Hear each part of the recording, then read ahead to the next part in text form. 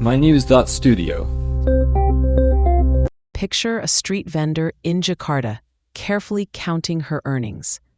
Indonesia's poverty rate has just hit a record low, but at the same time, the city's slums are growing.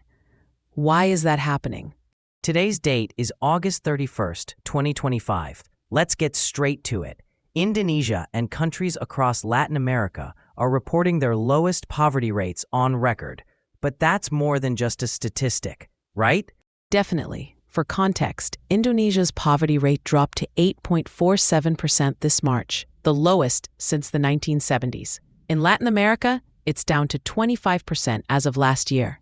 That means millions of people have risen above the poverty line. What's behind these numbers? Was it mainly economic growth, or did targeted policies play a role? It's a combination. In Indonesia, the government expanded social assistance to counter food inflation and kept prices stable. They also broadened the safety nets to support the most vulnerable. Over in Latin America, what's interesting is the drop in multidimensional poverty. It's not just about income anymore. Health, education, housing all saw improvement, especially thanks to pension reforms and targeted subsidies, like in Brazil. You mentioned multidimensional poverty. That term keeps coming up. How is it different from just looking at income? Right, good point. Income-based measures can overlook deeper issues. Multidimensional poverty captures gaps in areas like education, health, and living standards. So while monetary poverty might drop, other types of deprivation can remain.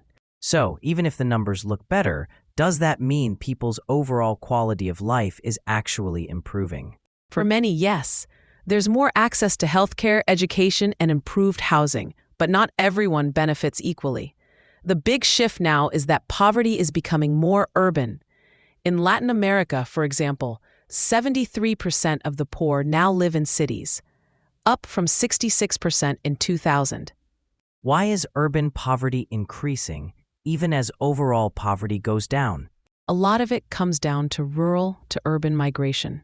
People move to cities looking for better work, but often end up with informal, unstable jobs. In Indonesia, for instance, there's a surge in informal labor.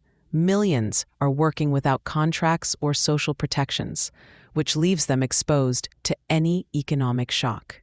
But does the official poverty rate actually reflect how vulnerable these urban workers are? Not fully. Indonesia, for example, uses older World Bank thresholds.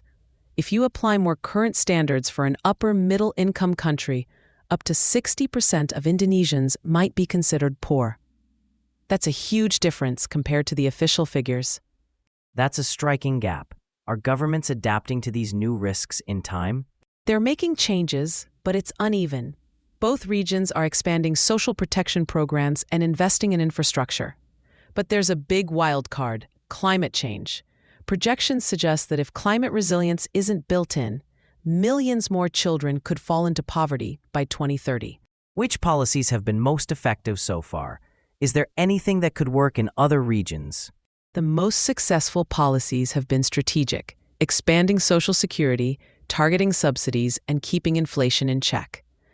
But they're not one-size-fits-all. Local context matters a lot. What works in Brazil might need tweaking elsewhere.